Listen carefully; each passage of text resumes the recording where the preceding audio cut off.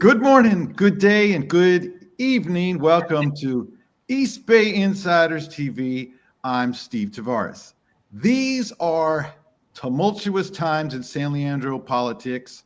One council member is under FBI investigation, and two others have been accused of various transgressions, and those two have been censured.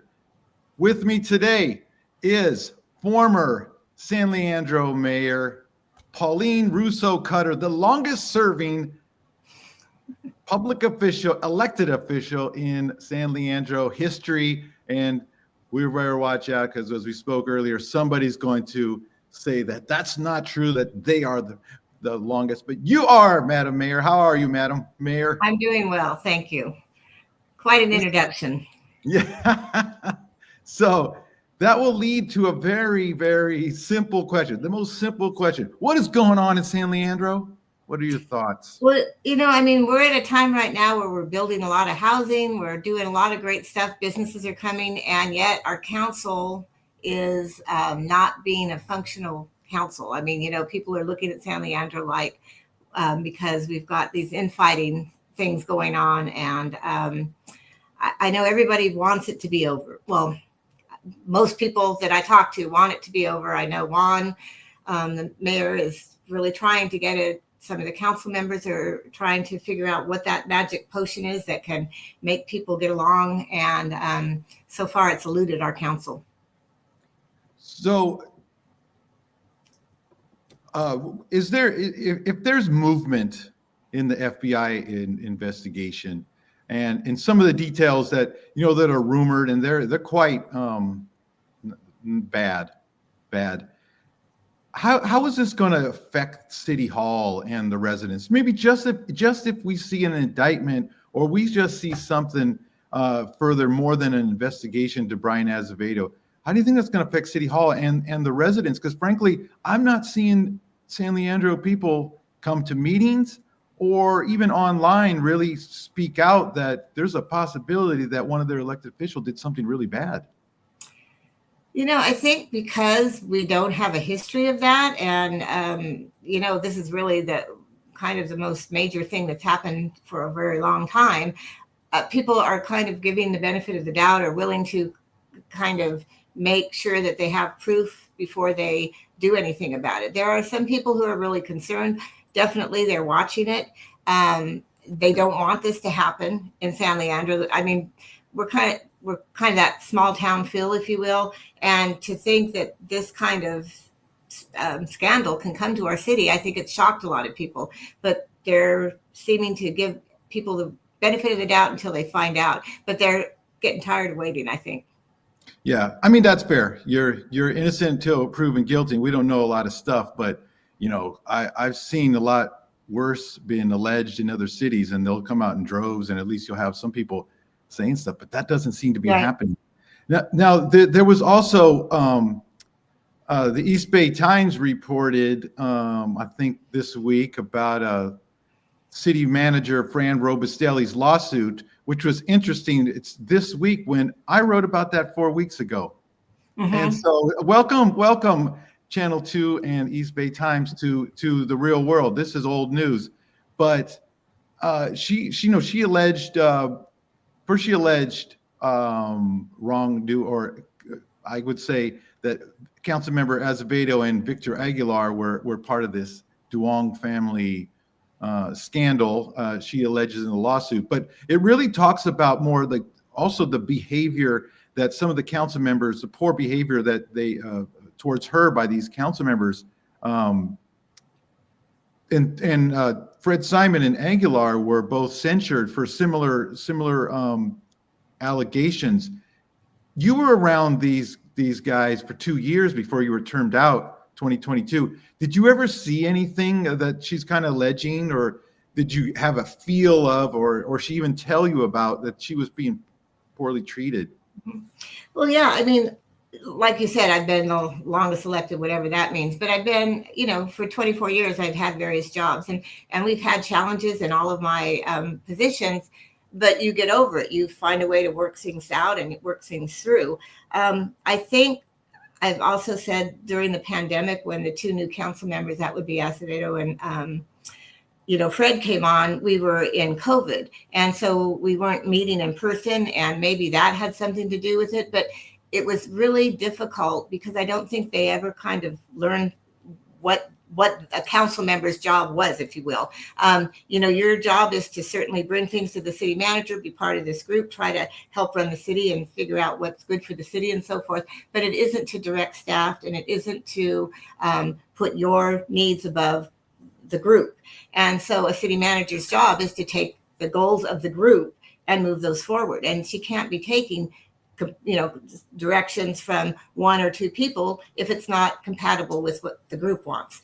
And I think that that's what was happening. And whether it doesn't seem like they've gotten it to this day, because it seems like it's still happening in some ways, but it was very upsetting.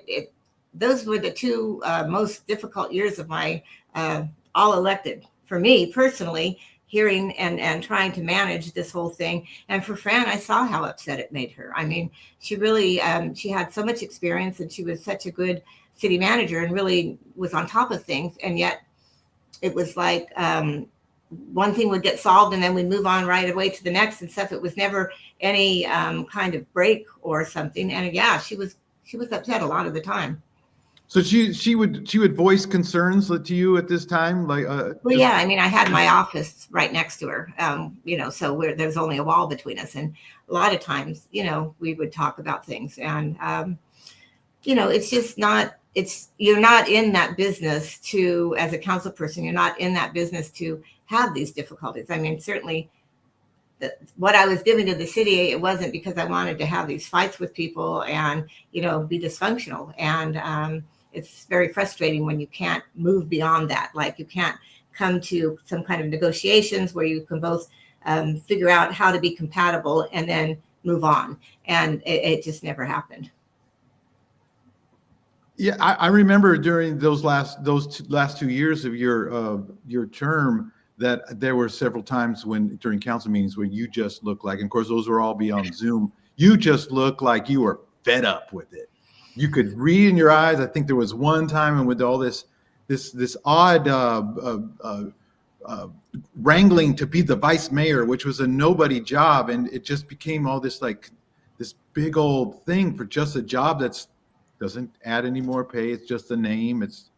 We used to say that it was just, you made sure that you put out the candy in the candy bowl at the council members. That was like the main job. And I just remember, yeah, you looked like you just hated the world in those meetings. Yeah. Well, it's funny because Jim Prola was our vice mayor for probably the first 4 years I was mayor. And he was a perfect vice mayor. He could go to the events. That's what a vice mayor does. You take over at the meeting if the mayor is not there, and you try to support the mayor. And between the two of you, you try to go to as many public events as you can and, represent the council in public. And that was great. And so to me, when you're running for vice mayor, you're doing it not for the title, because I mean, maybe it is a big title, but people were doing it more for the title and not to do the job. And they weren't, you didn't get some of those guys going to very many public events. And that's the whole deal about doing it. I mean, Bryan went to probably every event, whether he was vice mayor or not.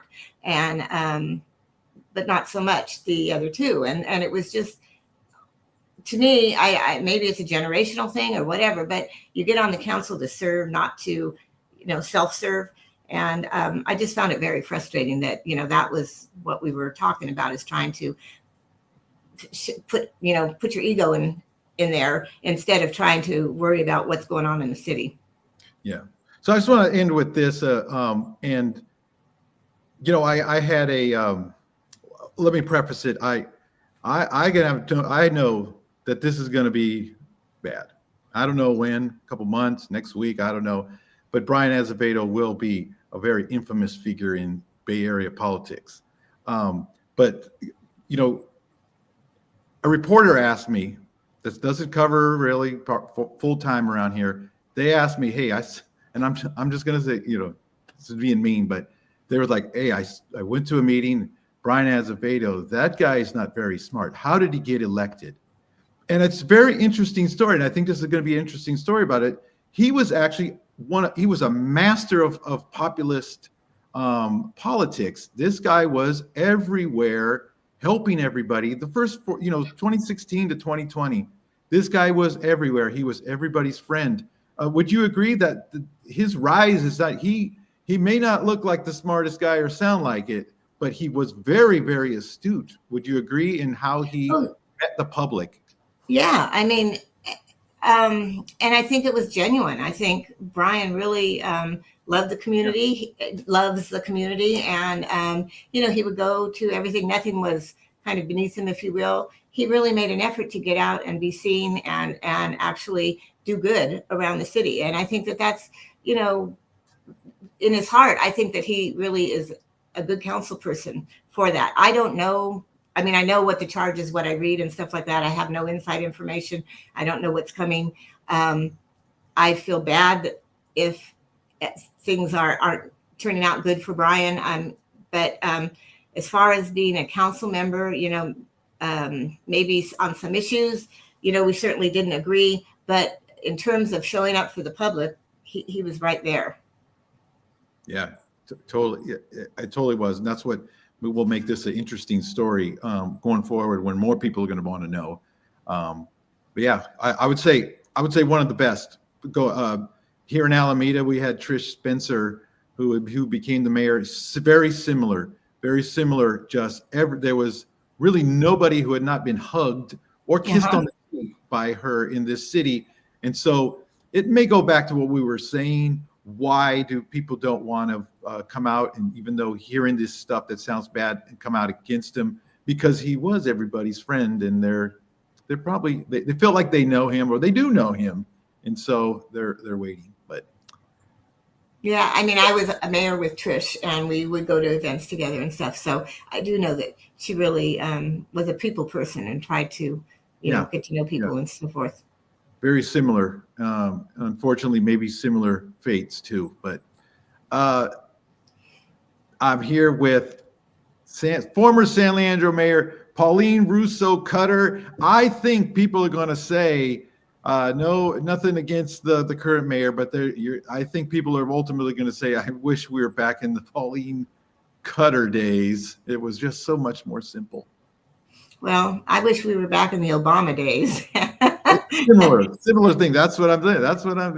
Yeah, I mean, this discourse or the way you treat people, it's not okay. I don't care if you agree with them or not. You don't try to, undercut them and things like that. It's just something that should come from your heart. That kindness, and unfortunately, some people don't have it. Yes. Thank you once again. Thank you, former San Leandro mayor for 8 years, Pauline Russo Cutter, and for everybody else, don't forget, more stuff coming back strong with East Bay Insiders newsletter on Monday. And don't forget, you can go and subscribe at eastbayinsiders.substack.com. Thank you.